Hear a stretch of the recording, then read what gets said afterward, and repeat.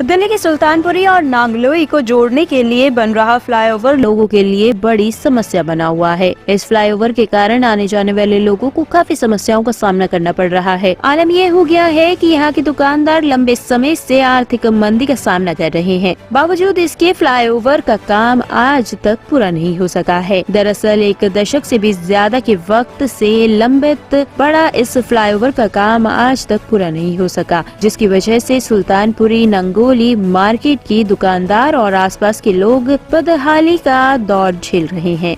इसको लेकर दुकानदारों में रोष है। दुकानदारों की माने तो इसकी शिकायत शासन और प्रशासन के लोगों को कई बार दी जा चुकी है। बावजूद इसके इस समस्या को लेकर कोई संज्ञान नहीं लिया गया है, जिसका खामियाजा दुकानदारों और व्यापारियों को भुगतना पड़ रहा है। संरक्षक नांगलोई मार्केट एसोसिएशन मेरे साथ रामेश्वर लाल पचेरिया जी हैं, जनता मार्केट एसोसिएशन के प्रधान, विनोद जी हैं, सुल्तानपुरी मार्केट के महामंत्री, सुभाष बिंदल जी, अग्रवाल समाज नांगलोई के प्रधान, पूर्णामल जी अग्रवाल समाज नांगलोई के संरक्षक, सतीश जैन जी हमारे जैन समाज के प्रदेश मंत्री आजकल, और सभी नांगलोई के दुकानदार हैं। हम 15 साल से लगभग पिछले 2010 से ये सुल्तानपुरी नांगलोई फ्लाई हमने चारों स्तंभ जो हैं, न्यायपालिका, कार्यपालिका, विधायिका और आज प्रेस, सबको आवेदन किया है। प्रेस का के लिए हमने अंत में ये रखा है। वैसे हम समय समय पे प्रेस को जानकारियां देते रहते हैं कि हमारा ये 15 साल में, कहते हैं ना 12 साल में तो कुंडी की भी बोर्ड जाती है, हरियाणा में एक कहावत है। हमें 15 साल हो गए। 2010 में ये पुल का कार्य शुरू हुआ था, लेकिन और 2012 में इसका उद्घाटन होना था।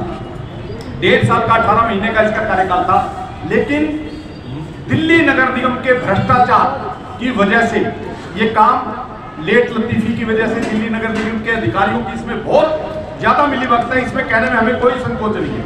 आप सभी आज प्रेस के बंधु यहाँ हैं, आप जाकर देखिए पूरे पंजाबी बस्ती वाले रोड पे, पूरे रोहतक रोड पर साथ में एसडीएम ऑफिस है, लेकिन पटरी बाजार इतना जबरदस्त लगा रखा है इन्होंने। 3-4 लाख रुपए महीने की इन्होंने एक आमदनी कर रखी है, और उसको ना हटाने के लिए ही केवल ये पुल के लोगों को बहकाते रहते हैं। मार्केट के लोगों को ही पकड़ के 1-2 से केस दिलवा देते हैं। केस की तारीख के ऊपर ये उचित प्रतिनिधित्व नहीं करते, और इस काम को जानबूझकर दुखी कर रखा है जनता को।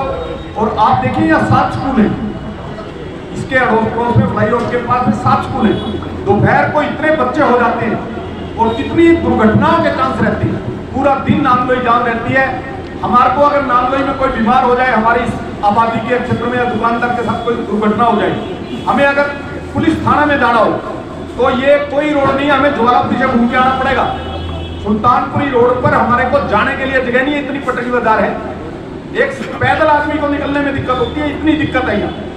नजफगढ़ रोड पे जाने के लिए हमें दिक्कत है, रोहतक साइड हमें जाने के लिए बहुत भारी दिक्कत है, लेकिन प्रशासन के कानों पर छू नहीं रेंग रही। इसलिए हमें आज ये प्रेस का सहारा लेना पड़ रहा है, ताकि ये नांगलोई के दुकानदारों की जो समस्या है, हमारे रोजी रोटी पे भी संकट है दुकानदारों के, और हमारे जीवन पे भी संकट है। कोई बीमार हो जाए तो चलने के लिए भी जगह नहीं है। इसलिए हमने मजबूरी से आपकी मदद ली है कि इस प्रशासन, बहरे प्रशासन के कानों पर जो छू नहीं रेंग रही है, उसको आप जागृत करें। इसके लिए ही हमने आपको आज प्रेस की मदद ली है। हमने कोई भी मुख्यमंत्री, दिल्ली नगर निगम के अपने मेयर, उप मुख्यमंत्री, राज्यपाल, सबके पास, सारे अधिकारियों के पास अपने आवेदन दे के आपके पास फाइल है। सबके पास अपने पिछले लगा लो ये 10-12 साल से, जब से ये पुल का काम अटका है सन 12 के बाद, हमने सबको आवेदन किया है, विजिट करवाई है, सब कुछ कर लिया हमने, धरना दे लिया, प्रदर्शन कर लिया, लेकिन प्रशासन का बहरापन, प्रशासन का निकम्मापन, उसकी वजह से हम सब दुखी हैं। इसीलिए हमने आपको ये आवेदन किया है कि हमारी इस मांग को, दिल्ली में कोई भी इतना लंबा लेट लतीफ प्रोजेक्ट नहीं होगा। सबसे बड़ा वही आजाद मार्केट वाला फ्लाईओवर था, वो भी 12 साल में बन गया, लेकिन हमारा फ्लाईओवर आज 15 साल पूरे 2010 से शुरू होकर आज 2024 आ गया। हमारा काम पूरा नहीं हुआ, हमारी रोजी रोटी पे संकट है, हमारी जिंदगी पे संकट है। हम इसके लिए आपकी मदद चाहते हैं। आपके कारण क्या है? भ्रष्टाचारी है। कहाँ भैया कहाँ यार? किस तरह से भ्रष्टाचार के बारे में? भ्रष्टाचार आप देखिए ना जी, पटरी बाजार जो लगा हुआ है, डेली की 500 से लेके 1000 रुपए तक की एक पटरी वाले से उगाई हो रही है।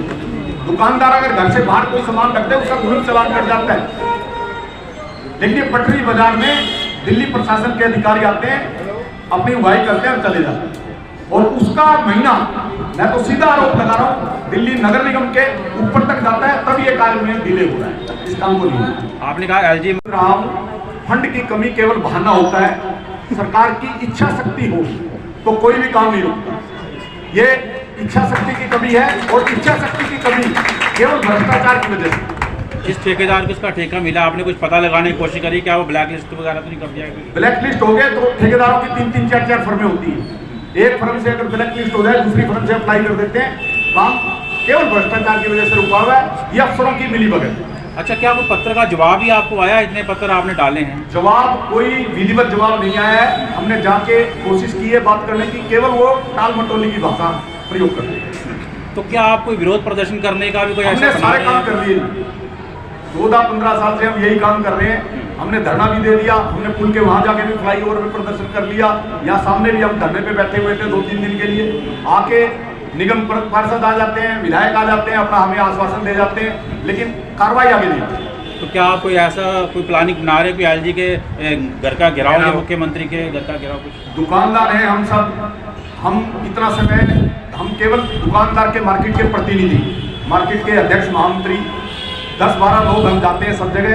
बाकी दुकानदार हम यही कर सकते हैं जो भी कर सकते हैं, सब दुकानें बंद करके हम नहीं। आपका बहुत कठिन मुद्दा है, तो इसके लिए आपको वहाँ पे क्या गुहार लगाना नहीं बनता? क्या आप सोच रहे हैं वहाँ? हम एमसीडी के, मैं बता रहा हूँ आपको, 14-15 सालों से हमने कोई घर नहीं छोड़ा, कोई द्वार नहीं छोड़ा, हमने सब अधिकारियों पे जा चुके।